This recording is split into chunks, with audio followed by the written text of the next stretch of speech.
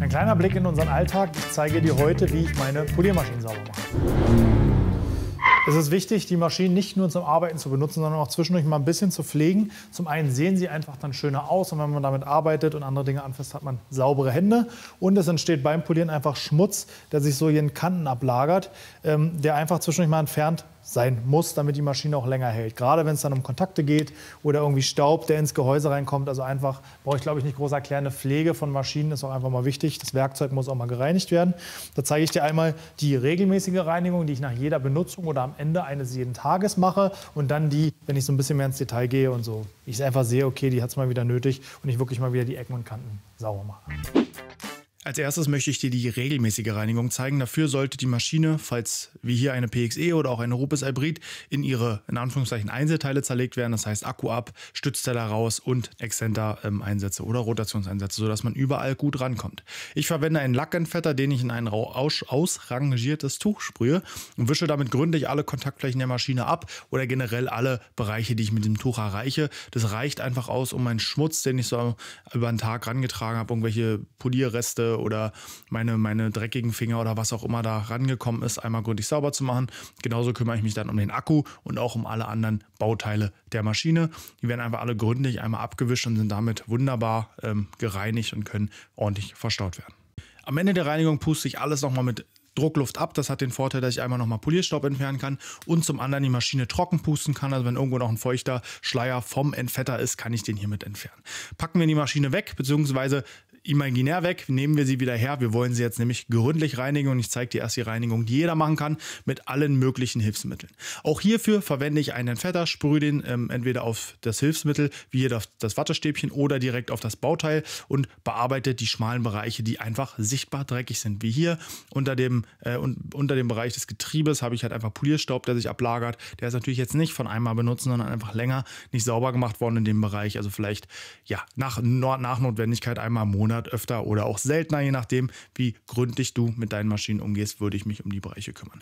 Dann gibt es noch allerlei andere Tricks und Hilfsmittel. Hier zum Beispiel eine Kunststoffrasierklinge, die ich um mein Tuch wickel. Damit komme ich hier in Ecken und Kanten rein, kann hier so eine Ritzen auch auswischen und auch Wattestäbchen. Also alles, was dafür gut geeignet ist, kannst du benutzen. Manchmal brauchen wir auch ganz kleines Werkzeug, wie jetzt eben hier diesen eigentlich Lacktupfer. Damit komme ich super in die Lüftungsschlitze rein. Besser als mit einem Wattestäbchen oder mit einem Tuch. Deswegen kommt da alles zum Einsatz, was einfach funktioniert. Da gibt es keine Regeln. Nimm das, was du hast und womit du kreativ bist. Die Reinigung so dauert tatsächlich eine Weile. Also bei so einer PXE, um die wirklich mal intensiv zu reinigen, geht auch gerne mal eine halbe Stunde drauf. Je nachdem, wenn du vielleicht die erste Reinigung machst nach einem Jahr oder so, kann auch mal deutlich mehr Zeit rausgehen. Dabei ganz wichtig zu sagen, kommen wir am Ende nochmal drauf, wenn du das erste Mal eine wirklich dreckige Maschine reinigst, erwarte nicht, dass sie nach der ersten Reinigung perfekt ist. Das wird mehrere gründlichere Reinigungen brauchen.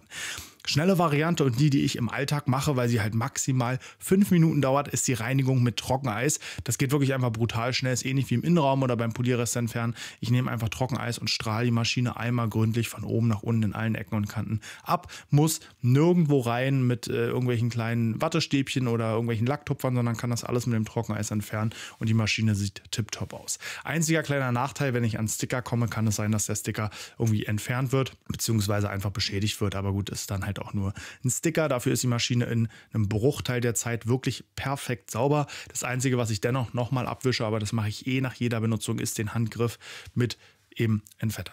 So, jetzt schauen wir uns hier einfach mal vorher-nachher an, wie die Maschine aussehen kann nach einer intensiven Reinigung. Und ich glaube, da sieht man schon, dass es sich wirklich lohnt, die Maschine zwischendurch mal zu reinigen und auch nach jeder Benutzung einmal abzuwischen.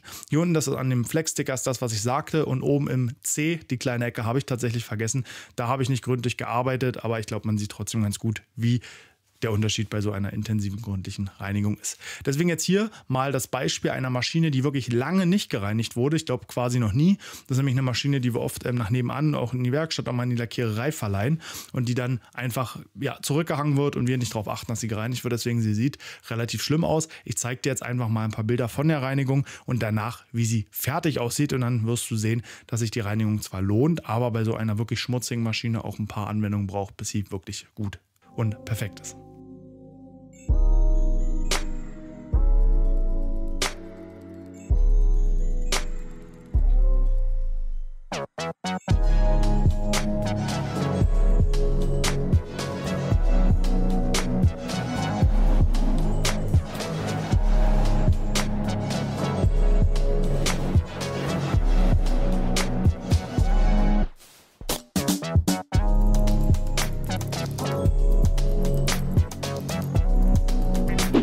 Wie weit du das Spiel treiben willst, musst du natürlich selbst entscheiden. Ich denke aber zumindest, das Auspusten aller Lüftungsschlitze und aller Ecken, um den Polierstaub zu entfernen, um den Motor zu schonen und das Abwischen mit Prepare nach jeder Benutzung bzw. mit einem Entfetter sollte schon sein, einfach damit die Maschine einen gepflegten Eindruck macht und es auch wirklich einfach mehr Spaß macht, damit zu arbeiten. So eine intensive Reinigung wie hier, entweder mit Pinselchen und Wattestäbchen und Tüchern oder eben relativ schnell mit Trockeneis, machen wir auch regelmäßig, einfach, dass die Maschine mal wieder aussieht wie neu. Bei der PXE habt ihr es gesehen, die ist noch relativ, oder ist noch nicht so alt, die ist jetzt knapp ein Jahr alt. Wenn man da regelmäßig dran bleibt, nutzt sie sich natürlich durchs auf den Boden legen oder so ab. Das kann man sich auch sparen. Aber den Schmutz kann man auf jeden Fall dauerhaft wieder entfernen. Bei der Akkurote hat man auch gesehen, wenn man sie nicht pflegt, wir haben sie jetzt schon über 2 Jahre, das ist eine Maschine, die wir auch öfter mal verleihen, dann ist doch irgendwann die Grenze erreicht von den Sachen, die man noch entfernen kann. Wir haben es einfach mal hier als Vergleich gemacht. Du musst am Ende selber entscheiden, wie wichtig es dir ist und ob du es übertrieben findest. Entscheide das für dich, interessiert keinen anderen. Wie gesagt, mir ist es wichtig, dass auch mein Werkzeug halbwegs gepflegt und ordentlich ist, genauso wie ich selber und die Autos, die ich rausgebe. In diesem Sinne wünsche ich dir einen schönen Tag. Danke fürs Zuschauen. Hau rein.